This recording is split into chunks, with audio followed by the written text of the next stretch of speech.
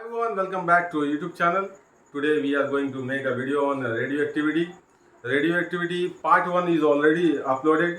आप लोग पार्ट 1 को जरूर देख लें. आज पार्ट 2 अपलोड होगा. इस पर भी हम लोगों ने बहुत सारे टॉपिक्स पर हम लोग डिस्कस करेंगे. बहुत ही इंपॉर्टेंट टॉपिक्स पर डिस्कशन चलेगा. इसे आप लोग एंड तक जरूर देखें. अगर चैनल पर नए हैं तो चैनल को जरूर सब्सक्राइब कर लें.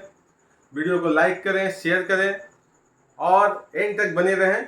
चलिए आज हम लोग रेडियो एक्टिविटी पार्ट 2 देखते हैं. Let's go. देख पा रहे होंगे बोर्ड पर हमने एक नोट के तौर पर एक चीज़ लिखा है. क्या कि कौन से अनासिर जो होंगे वो तापकारी होंगे या रेडियो एक्टिव होंगे. तो उसके ऊपर हम लोगों ने एक कंडीशन लिखा है. वो क्या है, जिन अनासिर में न्यूट्रॉन और प्रोटॉन का जो तनासुब है वो 1:1 से कम हो या 1 पॉइंट, ये हल्के अनासिर के लिए है 1:1 से कम हो, या 1.5:1 से ज़्यादा हो जो भारी अनासिर है उनके लिए. ऐसे अनासिर तापकारी अनासिर होते हैं.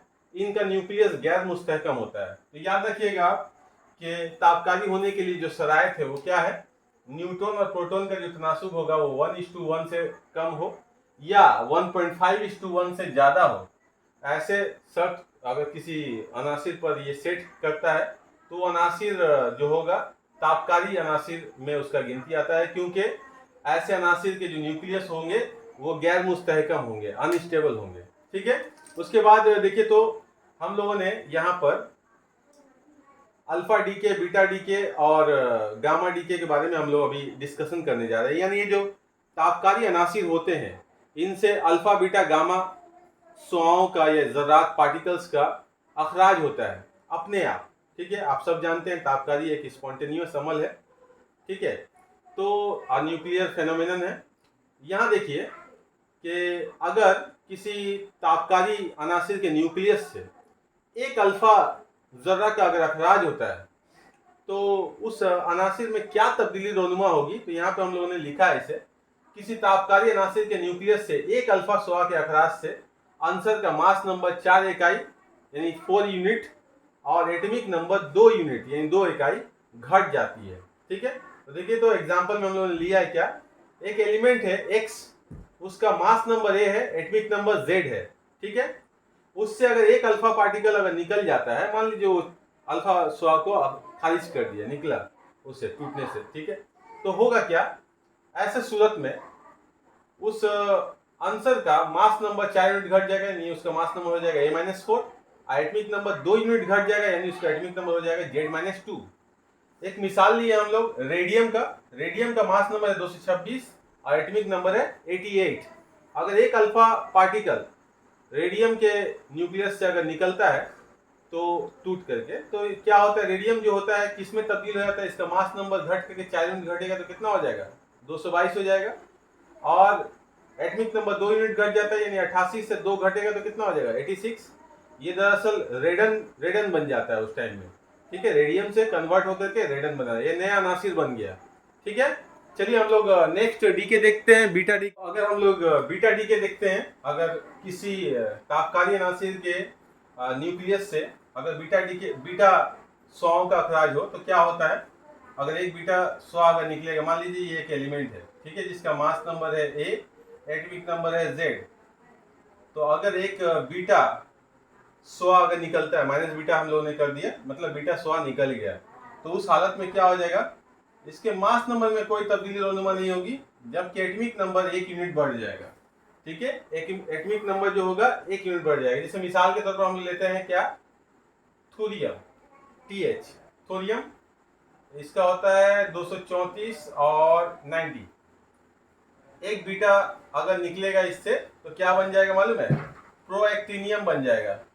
इसका मास नंबर सेम रहेगा लेकिन एटॉमिक नंबर क्या हो जाएगा, 91 हो जाएगा. ठीक है. तो ये देखिए किस तरीके से इसका एटॉमिक नंबर चेंज हो गया और दूसरा अनासिर बन गया है. तो ठीक है, याद रहेगा आपको कि एक तापकारी अनासिर के न्यूक्लियस से अगर एक बीटा स्वा का अखराज होता है तो एटॉमिक नंबर 1 यूनिट बढ़ जाता है, ये याद रखिएगा, और मास नंबर में कोई तब्दीली रोनुमा नहीं होती है. ठीक है. नेक्स्ट एक बात काबिल गौर है कि आप यहाँ देखिए बीटा स्वा निकल रहा है तो एटॉमिक नंबर 1 बढ़ कैसे जाता है.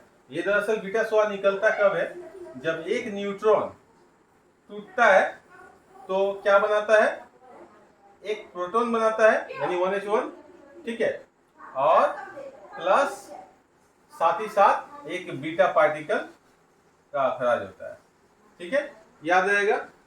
न्यूक्लियस यानी तापकारी न्यूक्लियस में एक न्यूट्रॉन जो है तब्दील हो जाता है एक प्रोटॉन में, और क्या, बीटा पार्टिकल का अखराज होता है, ठीक है।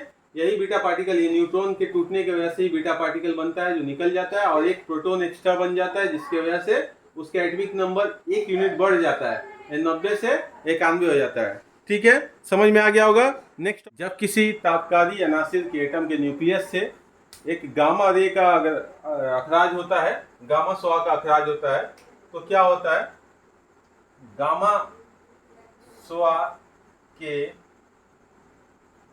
अखराज होने से यानी खारिज होने से आंसर के एटॉमिक नंबर और मास नंबर में कोई तब्दीली रोनुमा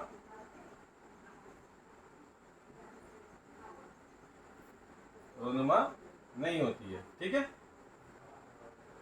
याद रहेगा।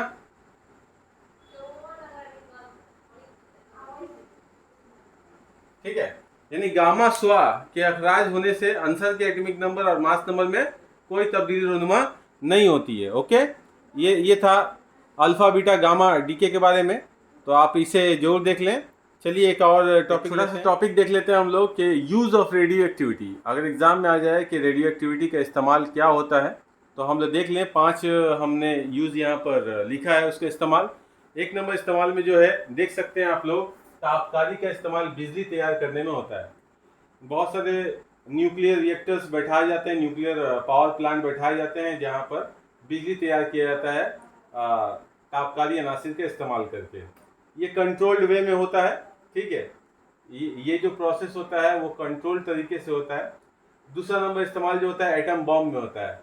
ये तापकारी अनासिर इतने खतरनाक होते हैं कि इसका अगर अनकंट्रोल्ड रिएक्शन हो, चेन रिएक्शन जिसको बोलते हैं, अनकंट्रोल्ड तरीके से अगर हो, तो वो एटम बम जैसा खतरनाक एक हथियार बन जाता है, जो कि इंसानियत के लिए एक बहुत ही दर्दनाक अजाब की तरह काम करता है। तो देखिए 3 नंबर में क्या है, कैंसर के इलाज में इसका इस्तेमाल किया जाता है। 4 नंबर में जो है कार्बन डेटिंग में कदीम चीज़ों के एज जानने के लिए इसका इस्तेमाल किया जाता है। फॉसिल्स वगैरह जो मिलते हैं, बाकियात मिलते हैं बहुत पुराने, उसका क्या कितने साल पुराने हैं, ये कितने हज़ार साल पुराने हैं, उसको कार्बन डेटिंग प्रोसेस के जरिए इस्तेमाल किया जाता है। रेडियो आइसोटॉप है वो कार्बन 14 जो होता है, एक रेडियो एक्टिव आइसोटॉप है कार्बन का, जिसका इस्तेमाल किया जाता है यहाँ पर कार्बन डेटिंग प्रोसेस में, ठीक है। 5 नंबर में जो है माइनिंग में इसका इस्तेमाल किया जाता है, यानी यूरानियम को उसके रॉक से यानी उसके ओर यानी कच्चा धात से निकालने में भी, रिकवरी करने में भी इसका इस्तेमाल किया जाता है तापकारी का, ठीक है। ये आज का हम लोगों का टॉपिक था। हम लोग नेक्स्ट वीडियो में फिर मिलेंगे, तब तक के लिए thanks for watching, thank you everyone.